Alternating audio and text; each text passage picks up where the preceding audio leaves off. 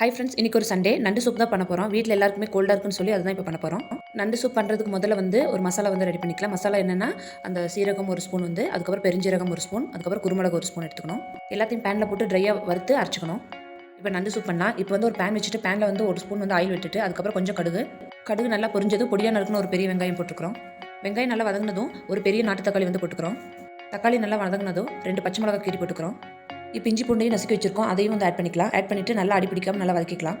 இப்போ ஒவ்வொரு மசாலாவை ஆட் பண்ணிக்கலாம். ஒரு ஸ்பூன் மஞ்சத்தூள், ஒரு ஸ்பூன் வீட்லேயே அரைச்ச குழம்பு மிளகாய் தூள் ஆட் பண்ணிக்கிறோம். மசாலா எல்லாம் கொஞ்சம் வதங்கினதும் நண்டை க்ளீன் பண்ணி வச்சிருக்க நண்டை ஆட் பண்ணிக்கலாம். நண்டு போட்டுட்டு நண்டுலேயும் மசாலாலாம் தடவுற மாதிரி நம்ம பரட்டி விட்டுக்கலாம். அதுக்கப்புறம் நம்ம அரைச்சி வச்சிருக்க மசாலாவையும் ஆட் பண்ணிவிட்டு கொஞ்சம் நண்டுலெல்லாம் வதக்கி விட்டுட்டு அதுக்கப்புறம் தேவையான அளவுக்கு தண்ணி ஆட் பண்ணிக்கலாம். தண்ணியில் ஆட் பண்ணதுக்கப்புறம் தேவையான அளவுக்கு உப்பு போட்டுக்கலாம். இந்த சூப் நல்லா கொதிச்சு வரும்போதே நல்ல வாசனை வரும். அப்படி வரும்போதே நம்ம கடைசியாக கொத்தமல்லி கருவேப்பிலை கட் பண்ணி வச்சிருக்கிறத ஆட் பண்ணிக்கலாம். சுவையான நண்டு சூப் ரெடி. வீடியோ பிடிச்சிருந்தா லைக் பண்ணி ஷேர் பண்ணுங்கள். தேங்க்யூ ஃப்ரெண்ட்ஸ், தேங்க்ஸ் ஃபார் வாட்சிங்.